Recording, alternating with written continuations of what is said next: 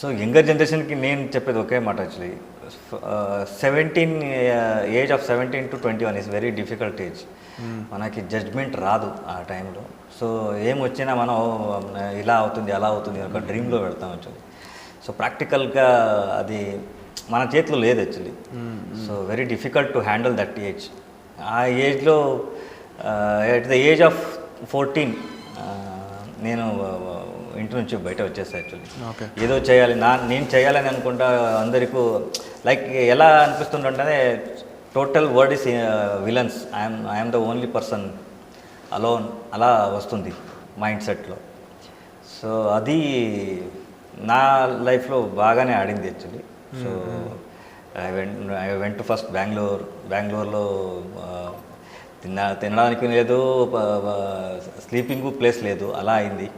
ఒక 3 months public టాయిలెట్లో 3 rupees ఇచ్చేసి అక్కడ పట్టుకుంటా. దాని తర్వాత ఆల్ ఓవర్ బెంగళూరు నడిచినే నేను I have travelled total Bengaluru.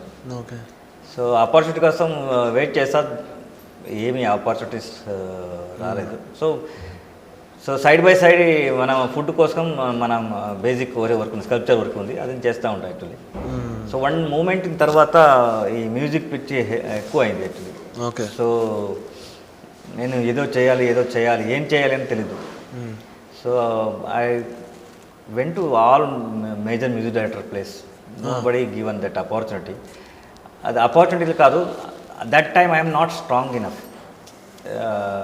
పని చేసేదానికి కూడా ఒక నాలెడ్జ్ కావాలి కదా, ఆ ఎక్స్పీరియన్స్ నా దగ్గర లేదు. సో ఇది ఆవాదు.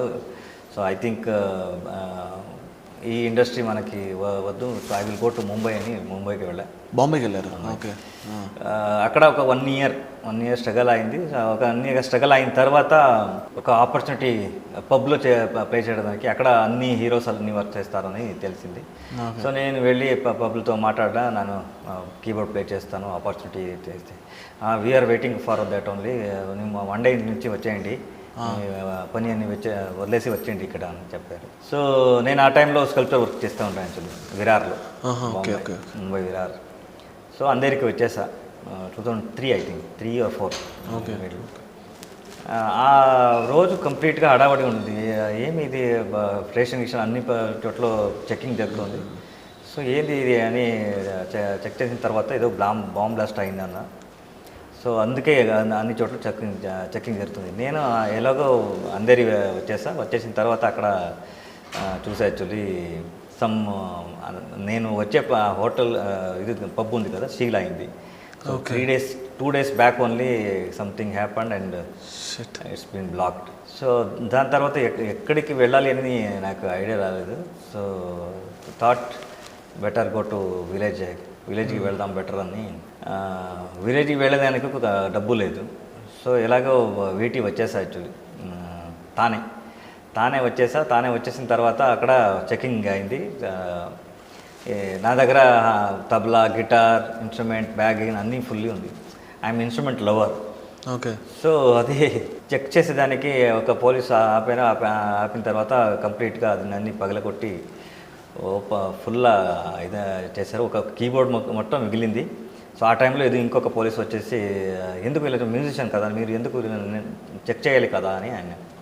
సో మేము పిచ్చా మీకు, మీరు వెళ్ళండి అని నన్ను. So I came from that to station వచ్చిన తర్వాత అక్కడ ప్లాట్ఫామ్ టికెట్ తీసుకొని లోపల వచ్చేసి ట్రైన్లో ఒక టాయిలెట్ ఉంది కదా, దానిలో లాగా వచ్చేసి 16 hours I have cried.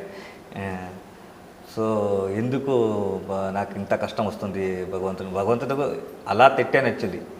So ఏ మ్యూజిషియన్కు ఈ సిచ్యువేషన్ రాకూడదని.